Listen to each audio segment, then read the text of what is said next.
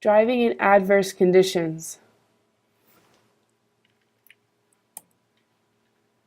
Driving in fog. Driving in drifting fog. Reduce speed. Make sure headlights are on low beams to reduce reflective glare. Turn on emergency flashers. Turn on windshield wipers. And turn on a defroster air conditioner to prevent fogging on your windshield.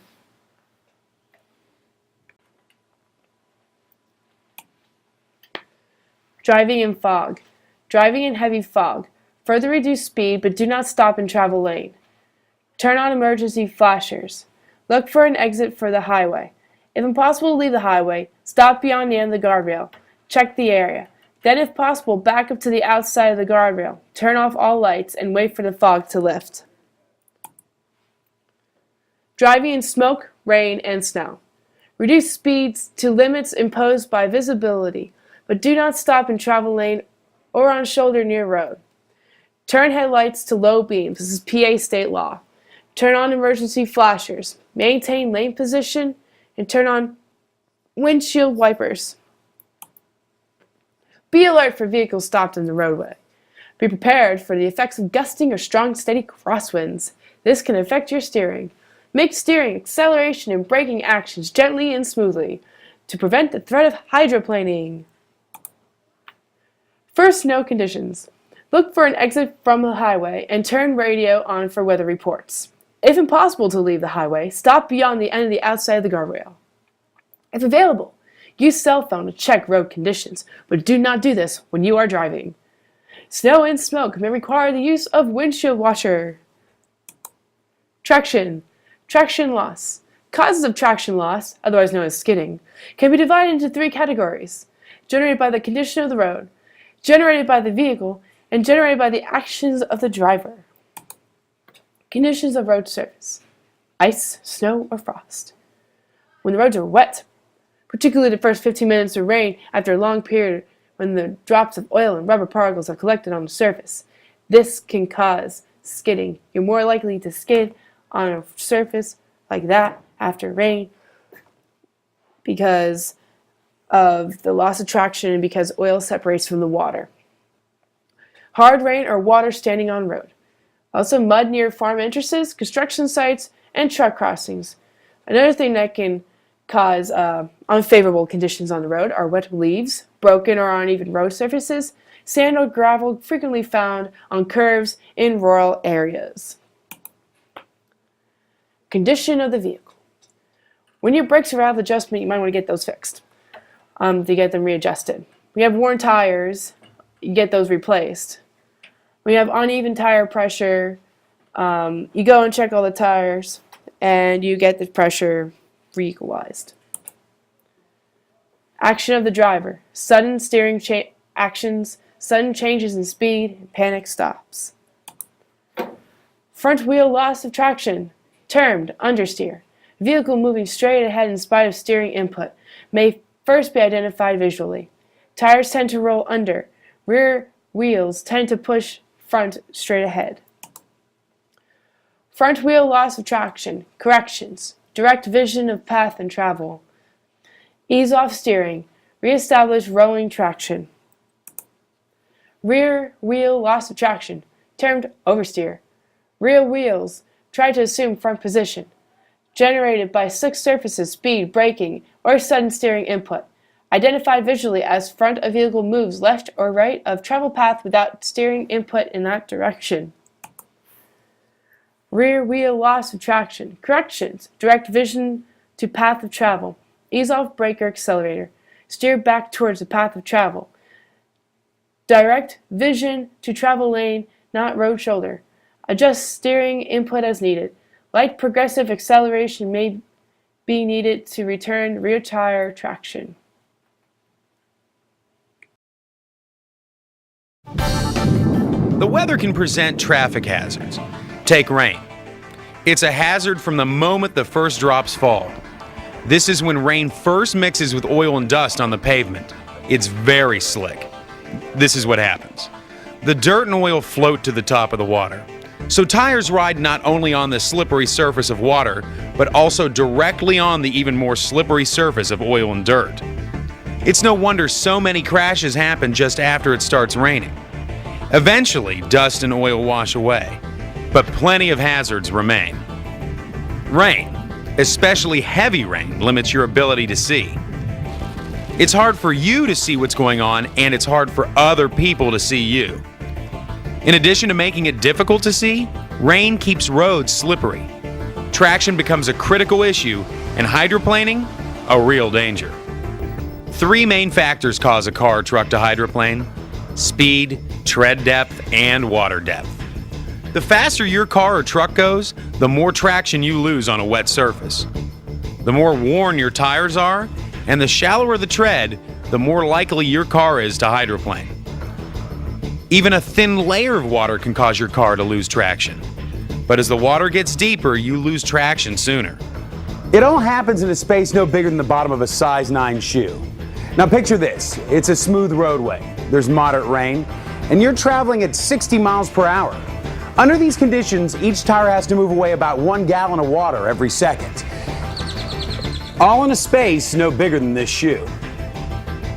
Each gripping element of the tread is on the ground even less time, 1/50th of a second. During this fleeting moment, the gripping element must move the water from beneath the tire and then grip the road surface. If this doesn't happen, your car may likely hydroplane. When a car hydroplanes, the most important thing that someone needs to remember is don't panic. First, do not brake or accelerate suddenly. Since hydroplaning is a loss of traction to the front tires, sudden braking on a front or rear wheel drive slows the front tires but locks the rear tires. This can cause a spinout. Also, sudden acceleration on a front or rear wheel drive may take the vehicle straight ahead. This could be dangerous if the vehicle is pointed toward the edge of the roadway. According to some driving experts, what you should do depends on the type of vehicle you're in. Listen for the type of vehicle you drive. A front-wheel drive with an anti-lock brake system and traction control system. Front-wheel drive without an anti-lock brake system and traction control system. A rear-wheel drive with an anti-lock brake system and traction control system. If you begin to hydroplane in one of these types of cars, then some driving experts suggest you do this.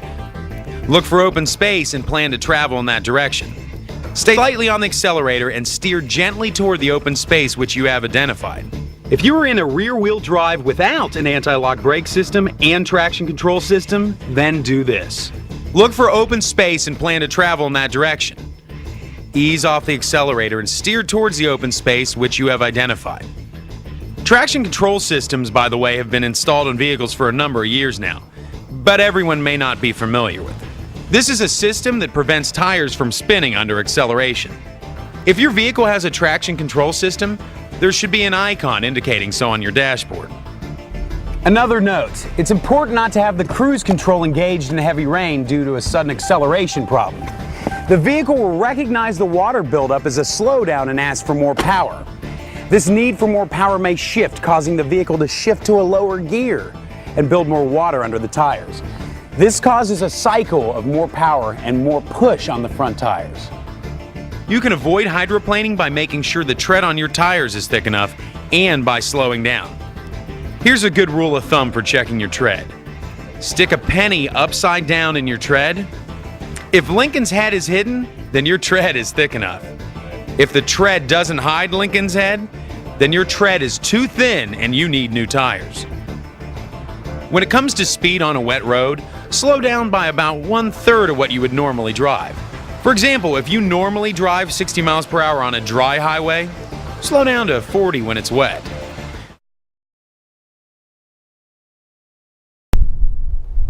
There's one thing that can help you when you're driving on slippery ice and snow more than anything else, and that's knowledge, knowing what to do to stay in control. For that potentially life-saving knowledge, we went to Steamboat Springs, Colorado, to the renowned Bridgestone Winter Driving School. We've poured about 40,000 gallons of water on every track, allowed them to freeze. So we push snow on top of them every morning, and typically it gets snowed on a lot out here, but unfortunately you are driving on solid ice. And driving on solid ice is just about as treacherous as you can get. Here, drivers learn how to deal with those situations that can get you in serious trouble. Turns can be especially difficult, and when you're turning a corner, you may have to deal with something called oversteer. It's when your car is steering too much. So if you turn in and suddenly the car goes out of control, don't forget where you're looking. Steer to get there. Maybe even have to add some throttle to put some additional grip on the rear tires of the car to regain control after an oversteer. On the other hand, if your car tries to go straight when you turn, that's called understeer. So if we happen to be driving along, come into an icy corner, and steer with the steering wheel too much, we might find that we have to reduce the amount of steering. Suddenly, the front tires can regain grip and carry us where we'd like to go. Regaining that grip between the surface and your tires is key in maintaining control. You might think that the colder it gets, the more slippery it is. Well, it's not exactly true. When the temperature's at 32 degrees, it's very slippery because the water is still wet. The closer to zero it gets, the more grippy the road becomes and the more traction you have. Bringing your car to a controlled stop is also vital. Many newer cars have anti-lock brakes, and you should know if yours has them. The way to use ABS, anti-lock brakes, is just to stand on the pedal with a lot of pressure, and that lets the system know you want maximum braking from all the tires, and it can be working on all the tires.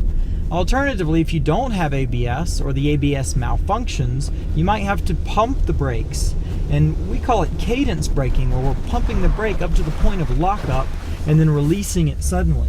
Nearly all vehicles come with all-season tires, okay in snow, but they don't provide the grip winter tires do. Winter tires are made with a different rubber compound that grips better in cold weather and an optimized tread width. I tried an SUV with all-season tires and found it skidded more and didn't stop as surely. Takes a while, doesn't it? Oh, and you can see how sideways the car is on these tires. Yeah. But in an SUV with winter tires, the improvement was noticeable. Now, you may never drive in conditions quite as harsh as these, but it's always good to know there are things you can do to help you be as in control as possible. In Steamboat Springs, Colorado, for AutoNet TV, I'm Scott Newell.